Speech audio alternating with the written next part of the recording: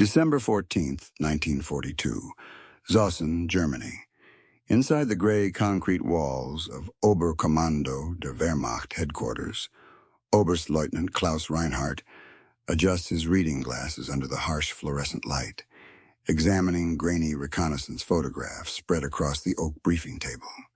His breath fogs slightly in the unheated intelligence room. Outside, snow falls on the frozen Prussian landscape.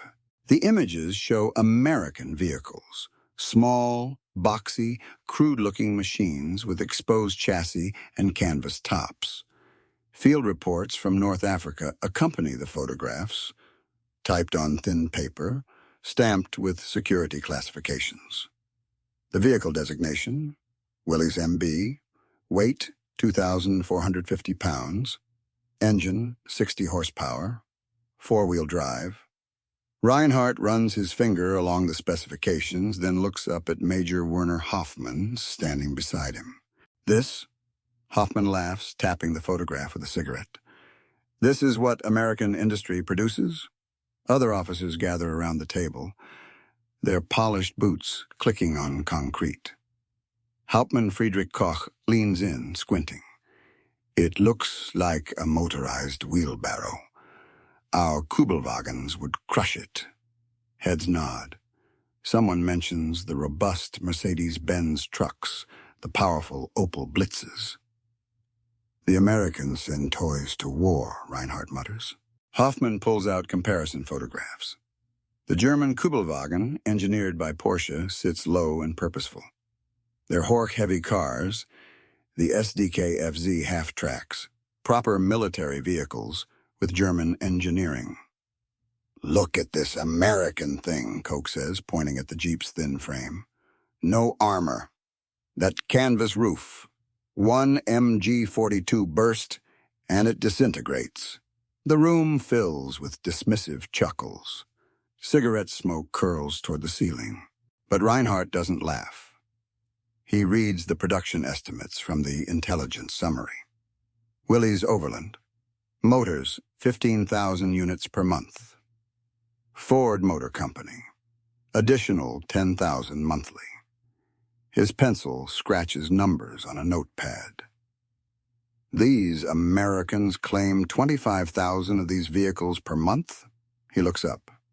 That's 300,000 per year. The room quiets slightly. If they can actually build them, Hoffman adds, American propaganda exaggerates everything. A corporal enters with additional field reports from General Lieutenant Erwin Rommel's staff in Tunisia. American reconnaissance units moving with unprecedented speed. Supply columns appearing where terrain should prohibit motorized movement. Jeeps climbing slopes at 40-degree angles, crossing wadis, operating in sand that bogs down heavier vehicles. Reinhardt reads Rommel's notation in the margin. Troublesome mobility. Recommend further analysis. The intelligence officers exchange glances.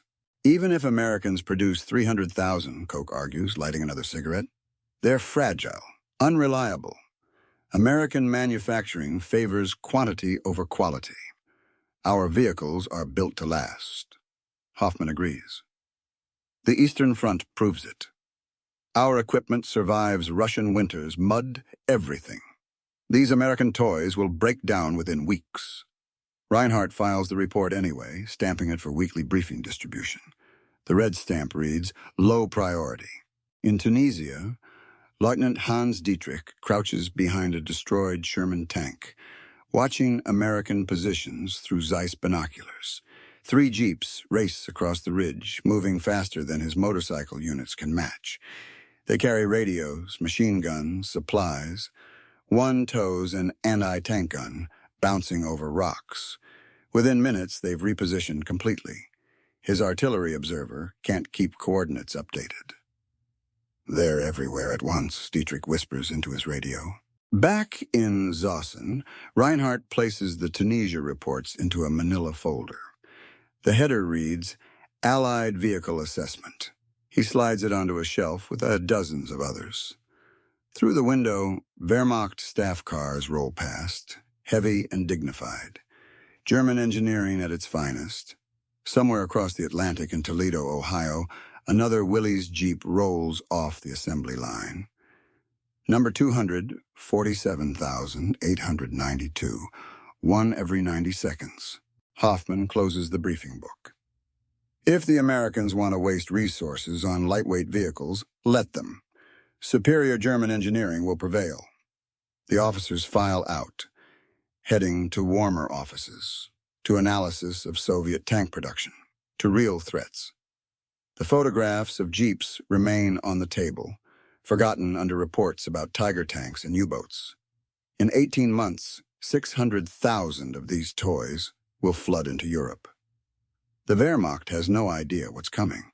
June 7th, 1944. Omaha Beach, Normandy. Dawn breaks gray and cold over the blood-soaked sand. Oberst Martin Vogel stands in a concrete bunker observation post, watching through a gun slit as American vehicles pour onto the beach like an unstoppable river. Jeeps, hundreds of them, maybe thousands. They navigate between destroyed landing craft, weave around tank traps, climb the bluffs where his men swore no vehicle could go. His artillery positions are gone, silenced by naval bombardment. Now he watches organizational chaos become systematic advance. In assistance, Jeeps tow 105mm howitzers into firing positions. Radio teams in Jeeps establish communication networks. Medical Jeeps with Red Crosses evacuate wounded, shuttling between beach and aid stations with mechanical efficiency. Vogel counts 17 different configurations, each one moving, always moving, like hornets swarming across the landscape. Herr Oberst, his adjutant reports, voice shaking. American reconnaissance units already 3 kilometers inland. They're behind our secondary positions. Vogel doesn't understand. His maps show terrain impassable to vehicles, farm hedgerows, muddy tracks, narrow lanes. Yet radio reports confirm it. Jeeps cutting through bocage country, appearing on flanks, directing artillery fire, coordinating infantry advances. Speed he can't counter with his depleted motorized reserves. By afternoon, Vogel's communication lines collapse. American Jeeps carrying Signal Corps equipment establish radio networks faster than his runners can move. He watches one mount a .50 caliber machine gun, racing along hedgerows, suppressing his positions. Another carries a stretcher team, collecting wounded under fire. A third tows captured German equipment away. Each Jeep multiplies American combat power exponentially. His throat tightens. Near St. Lo, Hauptmann Ernst Weber leads what remains of his Panzer Grenadier Company through a nighttime withdrawal. American Jeeps haunt the roads. He hears their engines, that distinctive 4-cylinder growl before seeing them. They appear, fire, vanish into darkness. His heavy trucks lumber slowly, consuming precious fuel. The Americans flow like water, everywhere simultaneously. Weber loses 6 men to a Jeep-mounted machine gun team. Never sees them coming. In temporary Wehrmacht headquarters near Caen, General Major Dietrich Kreis reviews casualty reports. His staff spreads maps showing American penetrations. How deep? He asks. Everywhere, Herr General, the intelligence officer responds. Their reconnaissance jeeps range 50 kilometers ahead of main forces. They call artillery on our movements before we complete repositioning. Our counterattacks arrive at empty positions the Americans already withdrew using these vehicles. Kreis remembers the 1942 intelligence reports. The mockery. The confident dismissals. Now those toys operate in conditions that destroy his own vehicles.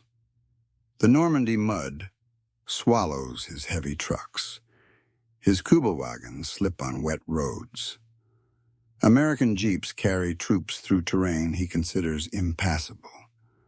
4-wheel drive, lightweight, simple maintenance. Every advantage they ignored now cuts his divisions apart. August 1944. The Falaise Pocket. Lieutenant Otto Becker runs through burning wheat fields as American artillery pounds German retreat routes. Above engine roar and explosions, he hears jeep engines. They're everywhere, directing fire, carrying ammunition to advancing infantry, evacuating prisoners. A jeep-mounted .50 caliber rakes his position. He dives behind a stone wall. When he looks again, 3 more jeeps race past, heading toward encirclement positions. Becker's company started with 43 men and 2 trucks. Now 17 soldiers remain, moving on foot. Their vehicles abandoned, out of fuel, or destroyed. Meanwhile, American jeeps operate continuously. He captured one yesterday, intact, keys in ignition. The manual showed maintenance any mechanic could perform. Standardized parts, simple systems. His own vehicles require specialized training, specific tools, components that don't exist anymore. The Americans planned for war. Germany prepared for parades. September 1944. German-Belgian border. Oberst Vogel, transferred from Normandy, establishes defensive positions. Allied logistics follow roads his intelligence predicted would collapse under traffic. Instead, endless columns of jeeps supply entire army groups. They carry fuel, ammunition, rations, replacement troops. Some tow trailers. Others mount communications equipment coordinating air support. The Western Front hasn't stabilized. It's dissolving because Germany cannot match this mobility. In a captured schoolhouse, Vogel examines an abandoned American Jeep, canvas torn by shrapnel, tires flat. But the engine turns over when his mechanic tries the ignition. 48 hours and we could repair this, the mechanic reports.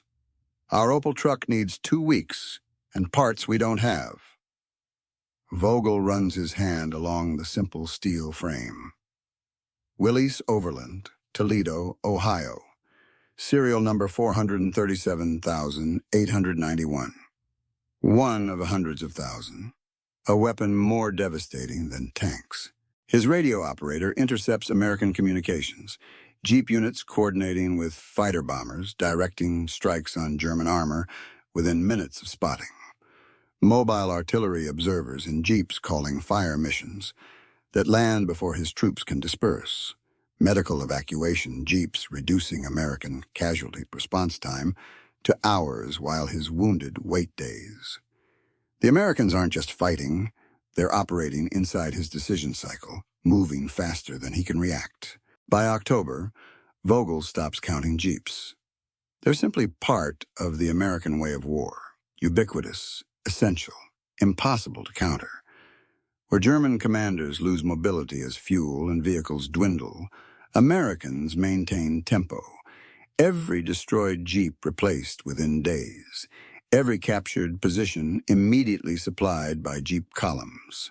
The vehicle they mocked now defines modern warfare's operational speed. And Germany has no answer. Only retreat. May 10th, 1945. Combined Services, Detailed Interrogation Center, Kensington, London. General Oberst Alfred Jodl sits across from British and American intelligence officers in a sparse room with cream-colored walls. His Wehrmacht uniform, stripped of insignia. Morning light filters through barred windows. A stenographer's typewriter clicks rhythmically. Major David Harrison, U.S. Army Intelligence, slides photographs across the oak table. Jeeps, dozens of them in various configurations. When did you realize? Harrison asks. Jodl examines the photographs with tired eyes. He's 55, looks 70. The weight of surrender, of total defeat, sits heavy on his shoulders. Normandy, he says quietly. Perhaps earlier, North Africa showed patterns we chose to ignore. He taps one photograph showing a jeep towing a 105mm howitzer. We thought American industrial capacity meant crude quantity. We were wrong. This vehicle represented something we fundamentally misunderstood. British Captain Geoffrey Mills leans forward. Your intelligence reports from 1942 and 1943 dismissed the Jeep as inadequate for military operations. Why? Jodl's jaw tightens. German military doctrine emphasized robust, specialized equipment, heavy vehicles for heavy work. We assumed American light construction meant weakness. We measured by our own engineering philosophy. Over-engineered, complex, requiring skilled maintenance. The Jeep violated our assumptions about what military vehicles should be. Harrison produces a logistics analysis. By June 1944, over 600,000 Jeeps operated in the European theater. Your forces never achieved comparable mobility. Jodl nods slowly. The numbers themselves seemed impossible. Our intelligence officers questioned the data. 25,000 vehicles monthly from 2 factories? We assumed American propaganda exaggeration. When our field commanders reported reality, it was too late. Your industrial capacity wasn't just greater than ours, it was organized differently, prioritizing standardization and volume. Mills reads from a captured German assessment dated August 1944. American tactical mobility exceeds our capability to respond. Their reconnaissance operates beyond our interdiction range. Supply lines function despite our interdiction efforts. Jodl closes his eyes briefly. The Jeep enabled operational tempo we couldn't match. Our commanders made decisions based on expected American movement rates, infantry speed, truck column speeds. Americans moved faster, always faster. By the time we positioned forces, they'd already repositioned. What about your own vehicles? Harrison asked. The Kübelwagen, your Mercedes trucks? Jodl's response comes measured, analytical. Superior engineering in specific contexts. The Kübelwagen handled well on good roads. Our trucks carried heavy loads efficiently. But they required maintenance infrastructure we lost progressively. Specialized parts. Trained mechanics. Your Jeep? Any mechanic could repair it. Any soldier could drive it. Interchangeable parts meant damaged vehicles became spare parts for others. The interrogation continues for hours. Jodl describes watching American operations from command centers as German mobility disintegrated. Fuel shortages immobilized his heavy vehicles, while lighter American Jeeps consumed less, traveled farther. Normandy's mud swallowed German trucks. Jeeps kept moving. Four-wheel drive wasn't just technical specification, Jodl explains. It meant operational flexibility in conditions that paralyzed us. We built vehicles for parade grounds and paved roads. You built vehicles for war. In another interrogation room, General Feld Marshal Gerd von Rundstedt provides similar assessments. At 69, commander of Wehrmacht forces in the West, he carries institutional knowledge spanning 2 world wars. The Jeep, he tells his interrogators, represented American military philosophy we failed to comprehend. Not individual excellence, but systematic effectiveness. Not complexity, but reliability. Mass production serving strategic mobility. We couldn't replicate it, even if we'd recognized its value earlier. Von Rundstedt describes December 1944, the Ardennes offensive, Germany's last major attack. We achieved initial surprise, advanced rapidly. Then American Jeeps began coordinating counterattacks. Artillery observers directing fire, engineers bringing up bridging equipment, supply columns maintaining combat units despite our interdiction, medical evacuation maintaining American combat strength. Within days, their mobility overwhelmed our offensive momentum. The Jeep didn't win battles alone, but it enabled everything else. Harrison shows von Rundstedt production figures. 647,925 Jeeps manufactured between 1941 and 1945. The Generalfeldmarschall studies the numbers silently. Germany produced perhaps 50,000 Kübelwagens total. he says finally. We never approached this scale.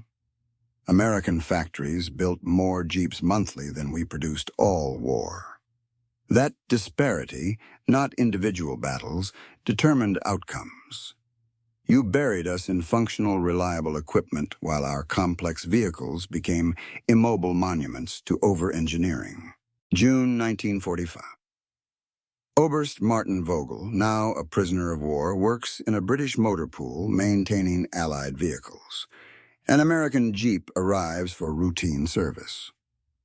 Vogel, who once commanded coastal defenses, now changes its oil. The irony isn't lost on him. He remembers that December morning in Zossen, the photographs dismissed, the confident mockery. This vehicle, serial number 589472, probably landed at Normandy, probably carried troops who overran his positions. The Jeep's simplicity still strikes him. Exposed engine accessible from multiple angles, standardized bolts, modular components. He completes maintenance in 30 minutes. His Wehrmacht vehicles required hours for similar work, specialized tools now scattered across a collapsed Reich. The British sergeant supervising him notices his efficiency. You've worked on these before? Vogel shakes his head. No, but they're designed so anyone can. The sergeant doesn't understand the weight behind those words. Years later, military historians interview former Wehrmacht officers. The question remains consistent. What weapon surprised you most? Not the atomic bomb, learned about after surrender. Not specific aircraft or tanks. General after general mentions the Jeep. General Major Fritz Bayerlein, commander of Panzer Lehr Division, puts it directly, if I could have chosen one American weapon to eliminate, it would be the Jeep. Take away their tanks, we'd fight our panzers. Take away their artillery, we'd use ours. Take away the Jeep, their entire operational system collapses. The admission cuts deeper than tactical defeat. It represents strategic blindness. German military culture valued engineering excellence, individual capability, technological sophistication. American culture valued pragmatism, standardization, scalability. The Jeep embodied everything the German officers considered inferior, simple, mass-produced, unspecialized. Yet it enabled mobility, flexibility, and sustainability they never achieved. In dismissing it, they dismissed the industrial philosophy that would crush them. By 1946, captured German generals write their memoirs, analyze their defeat. The Jeep appears repeatedly, not as decisive weapon, but as symbol of systematic American advantages they fail to recognize.